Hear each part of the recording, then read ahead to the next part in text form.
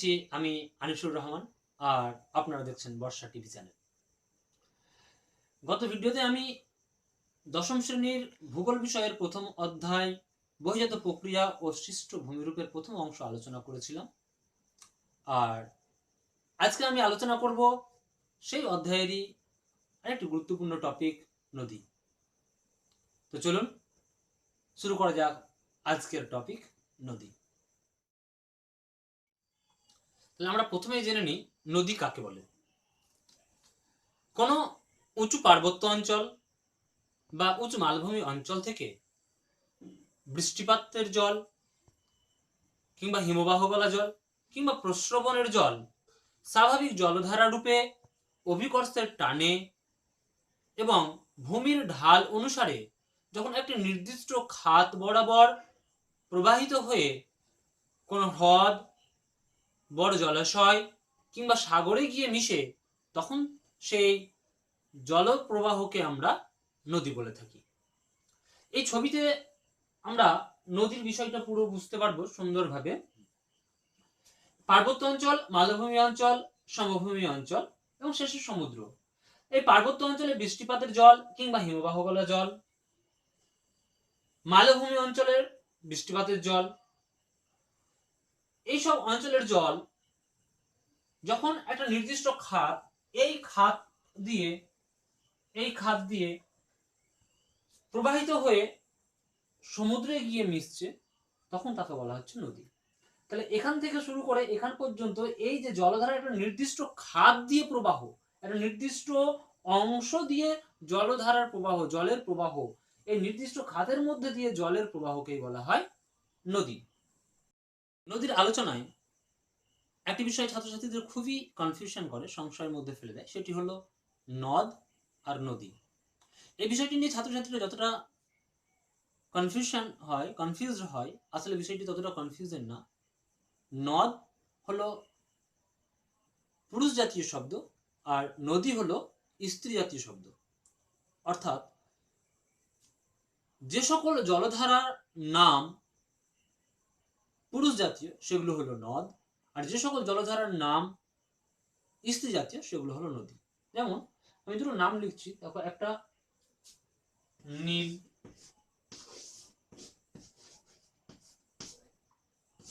গঙ্গা, সুবর্ণরেখা,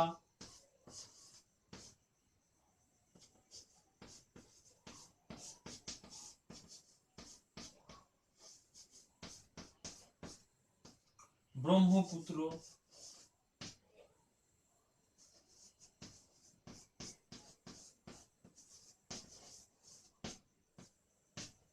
এখানে চারটে নাম লিখেছি, একটা নীল, একটা গঙ্গা, একটা সুবর্ণরেখা, একটা ব্রহ্মপুত্র।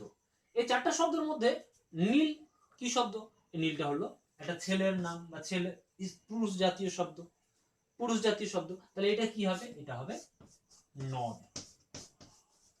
গঙ্গা কি? গঙ্গা একটা স্ত্রী জাতীয় শব্দ, তাহলে এটা কি হবে? এটা হবে নদী। সুবর্ণরেখা কি? এটাও স্ত্রী জাতীয় শব্দ, তাহলে এটা কি হবে? এটাও নদী। ব্রহ্মপুত্র কি? ব্রহ্মপুত্র এটা আবার পুরুষ জাতীয় শব্দ, ব্রহ্মপুত্র ছেলেদেরকে বোঝাচ্ছে, ছেলেদের নাম বোঝাচ্ছে, তাহলে এটা হলো নদ।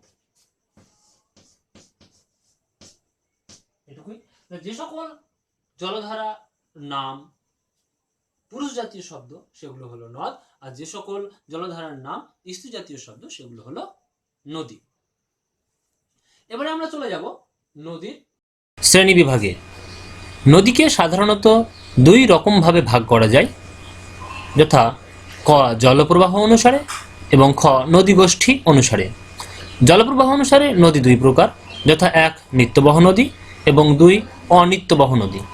নদীগোষ্ঠী অনুসারে নদী তিন প্রকার, যথা এক প্রধান নদী বা মূল নদী, দুই উপনদী এবং তিন শাখা নদী।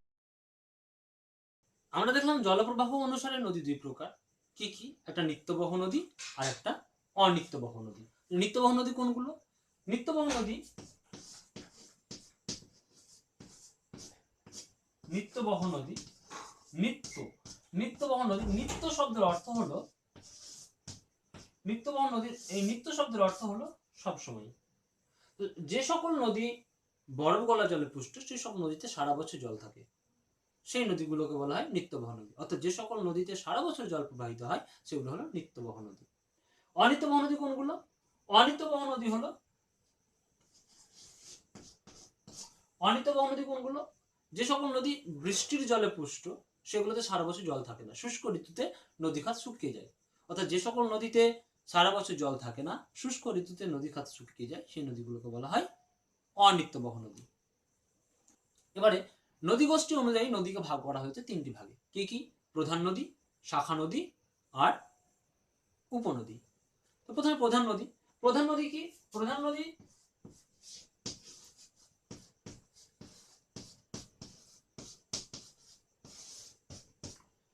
ভূমির প্রাথমিক ঢাল অনুযায়ী, ভূমির প্রধান যে ঢাল, ভূমির প্রাথমিক ঢাল অনুযায়ী তোমরা ছবিতে প্রথমেই দেখেছো যে একটা নদীর উৎস থেকে মোহনা পর্যন্ত যে নদী খাতের মধ্যে দিয়ে জল প্রবাহিত হচ্ছে সেটা হলো প্রধান নদী। এবারে উপনদী।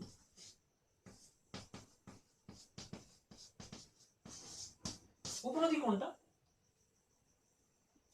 এই প্রধান নদীর সঙ্গে যখন আশেপাশের অঞ্চল থেকে ক্ষুদ্র ক্ষুদ্র নদী ক্ষুদ্র ক্ষুদ্র আকারে এসে হালকা হালকা অল্প অল্প পরিমাণে জল পরিবহন করে নিয়ে এসে এই প্রধান নদীতে নিয়ে এসে মিশবে বা প্রধান নদীতে নিয়ে আসবে, সেই ছোট ছোট নদীগুলোকে বলা হয় উপনদী।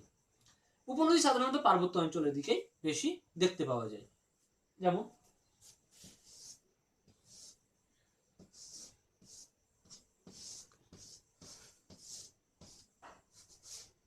এগুলো হলো উপনদী।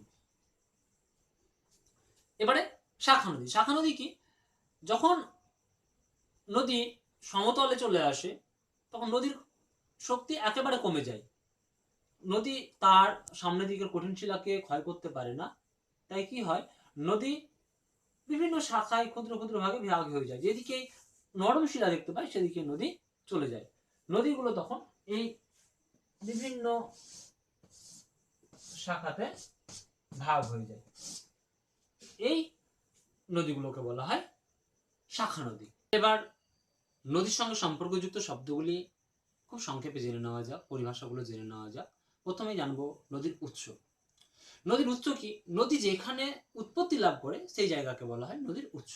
অর্থাৎ নদী যেখানে উৎপত্তি লাভ করেছে, সৃষ্টি হয়েছে, সেই জায়গা হলো নদীর উৎস।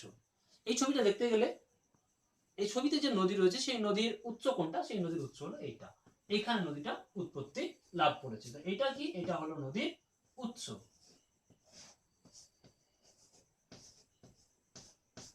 নদীর উৎস আমাদের ভারতবর্ষের প্রধান নদী গঙ্গা। গঙ্গা নদীর উৎস হলো হিমালয় পর্বতের গাঙ্গোত্রী হিমবাহের গোমুখ গুহা, ওখান থেকেই গঙ্গা নদী উৎপত্তি লাভ করেছে। এবারে মোহনা। মোহনা কোনটা? নদী যেখানে গিয়ে সাগরে মেশে। শুধুমাত্র সাগরই না, নদী সাগরে মিশতে পারে, কোনো বড় জলাশয়ে মিশতে পারে। তাহলে মোহনা বলতে কোনটা বোঝাচ্ছে? নদী যেখানে গিয়ে শেষ হচ্ছে, নদী যেখানে গিয়ে কোনো বড় জলাশয়ে মিশে যাচ্ছে, সেই জায়গাটা হলো নদীর মোহনা।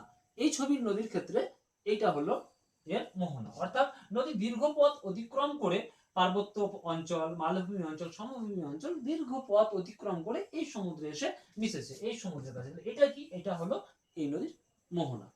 এটা মোহনা।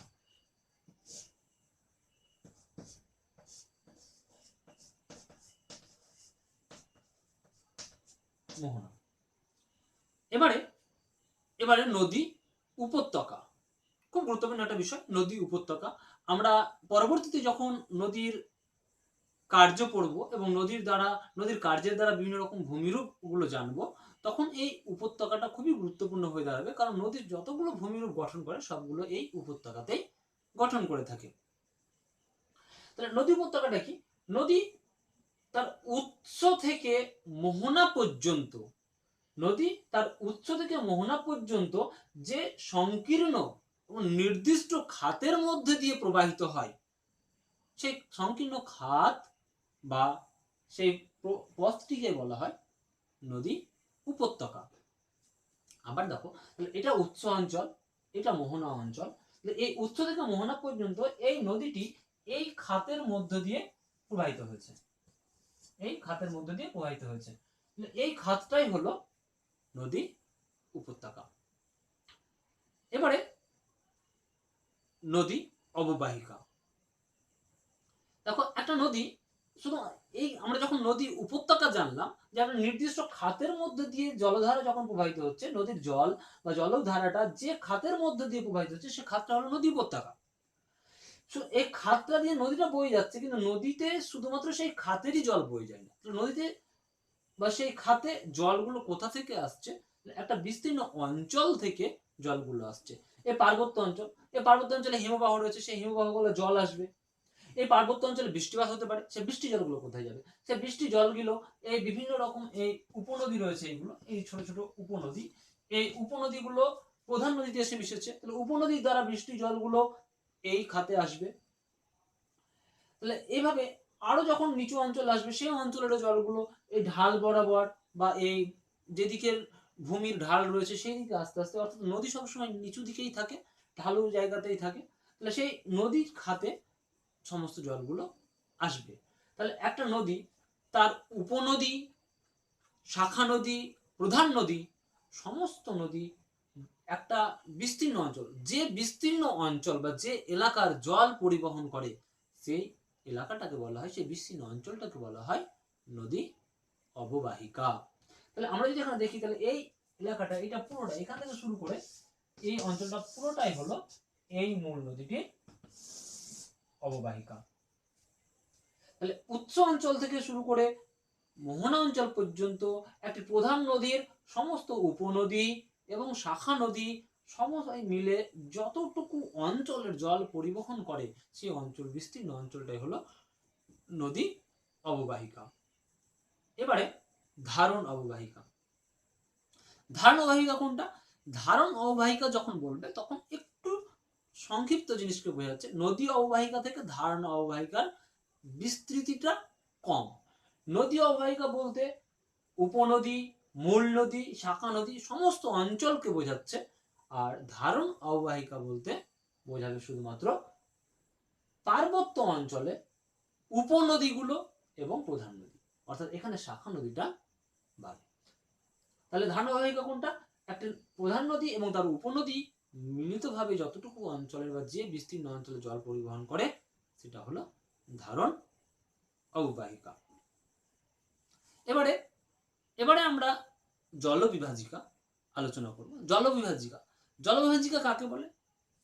জলবিভাজিকা হলো একটা উচ্চভূমি, একটা উঁচু অংশ। সংজ্ঞা আকারে বলা যায় যে উচ্চভূমি বা উঁচু অংশ দুই বা ততোধিক নদীগোষ্ঠীকে আলাদা করে, পৃথক করে, তাকে বলা হয় জলবিভাজিকা। বিষয়টা ছবির মাধ্যমে আরো ভালোভাবে পরিষ্কার হয়ে যাবে। তবে সাপোজ এখানে আছে, তোমরা ছবিতে এখানে বুঝতে পারবে, আমি আলাদা করে ছবি এঁকে দেখাচ্ছি। এই একটা এই উঁচু অংশ,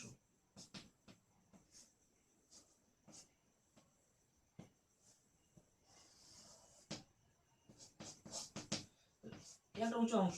এবার একটা জিনিস তোমরা লক্ষ্য করো, এখানে যদি নদী সৃষ্টি হয় তাহলে এই নদী কোন দিকে যাবে? ঢাল অনুযায়ী এদিকে যাবে।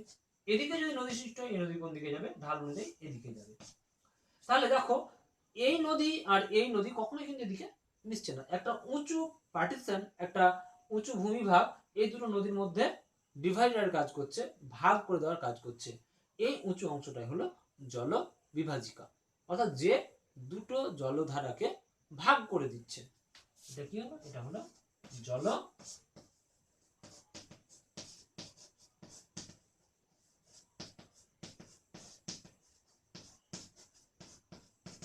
জল বিভাজিকা। তো তোমরা নদীর সঙ্গে সম্পর্কযুক্ত যে সকল শব্দ, নদীর উৎস, নদীর মোহনা, নদী উপত্যকা, নদী অববাহিকা, ধারণ অববাহিকা এবং জলবিভাজিকা সম্পর্কে সাধারণ জ্ঞান পেয়েছো আশা করি। এবারে আমরা যেটা দেখবো সেটা হচ্ছে নদীর গতি। নদীর গতি, হ্যাঁ, একটা নদী পার্বত্য অঞ্চলে উৎপত্তি লাভ করেছে, তারপরে মোহনায় গিয়ে শেষ হয়েছে, কোন সমুদ্রে গিয়ে মিশেছে। এর মধ্যে নদীর মোট 3 রকমের গতি লক্ষ্য করা যায়। নদীর মোট 3 রকমের গতি লক্ষ্য করা যায়। এই 3 রকমের গতি কি কি? উচ্চ গতি, মধ্যগতি এবং নিম্নগতি। উচ্চ গতি কাকে বলে? পার্বত্য অঞ্চলে তীব্র জলপ্রবাহ জনিত যে নদীর প্রবাহ পথ, সেটা হলো উচ্চ গতি।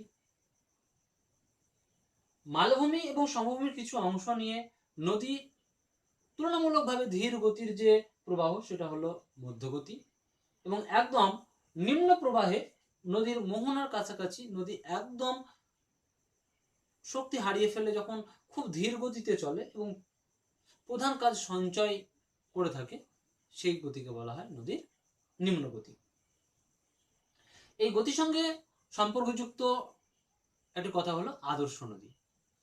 উৎস থেকে মোহনা পর্যন্ত যেসব নদীতে উচ্চগতি, মধ্যগতি এবং নিম্নগতি, এই 3টি গতি স্পষ্টভাবে লক্ষ্য করা যাবে, সেই নদীগুলোকে বলা হয় আদর্শ নদী। ভারতের গঙ্গা হলো একটি আদর্শ নদী।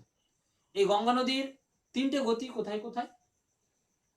এই গঙ্গা নদীর 3টে গতি উৎস গোমুখ,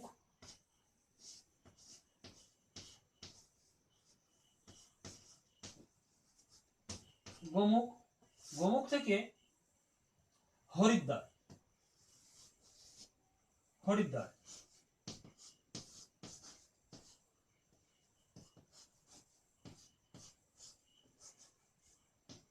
উচ্চ গোমুখ থেকে হরিদ্বার পর্যন্ত হলো গঙ্গা নদীর উচ্চগতি।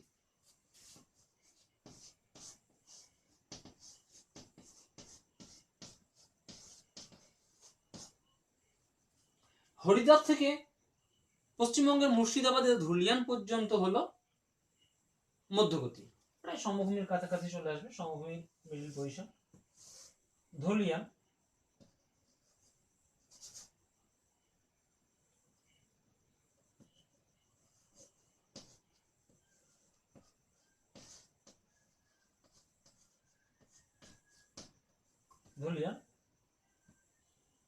এটা হলো মধ্যগতি।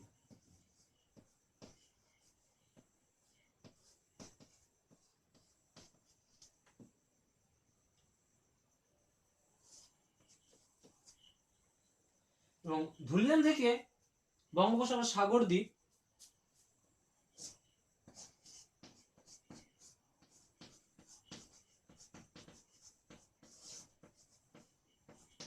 হলো গঙ্গা নদীর নিম্নগতি।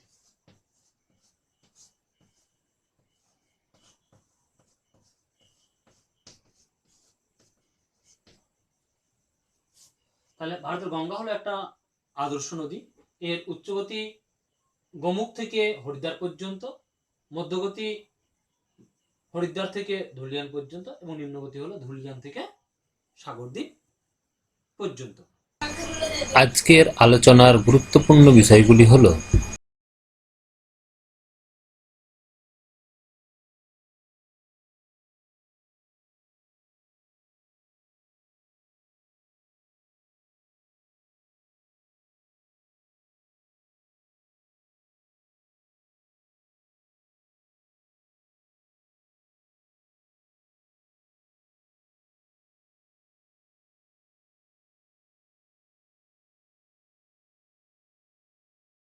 ভিডিওটি যদি তোমাদের উপকারে আসে তবে লাইক, কমেন্ট ও চ্যানেলটিকে সাবস্ক্রাইব করে দেবে। আর কোনো জিজ্ঞাসা থাকলে অবশ্যই কমেন্ট করবে। ধন্যবাদ।